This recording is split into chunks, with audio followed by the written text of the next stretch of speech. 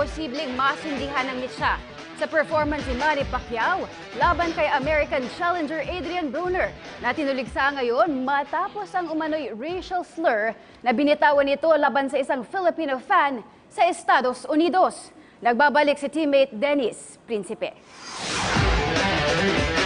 Umaasa naman si sports analyst attorney Ed Tolentino na magiging mitsa para ganahan si Manny Pacquiao sa ginawang pang-insulto ni Adrian Broner. Ayon kay Tolentino, kailangan pa ni Pacquiao ng tila isang trigger para muli nitong ilabas ang tapang at determinasyon na madalas na umanong nawawala kapag sobrang respeto ang namagitan sa kanila ng kanyang kalaban.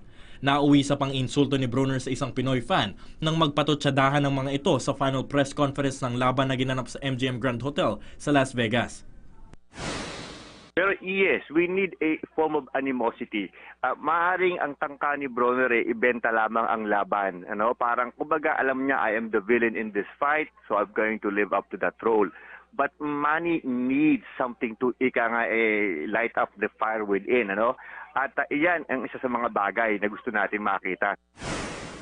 Samantala, hindi na nagulat pa si Tolentino na overwhelming favorite sa laban si Pacquiao kahit na tumungtong na ang Pinoy boxing icon sa edad na 40 nitong nakarang Disyembre.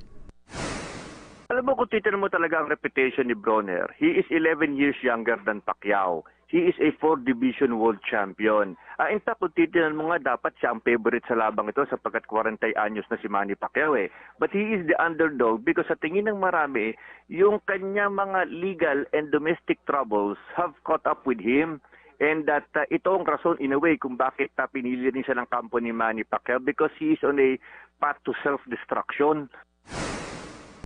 Ang 12-round WBA World Welterweight title fight sa pagitan ni Pacquiao at Broner ay gaganapin ngayong linggo sa MGM Grand Garden sa Las Vegas, Nevada.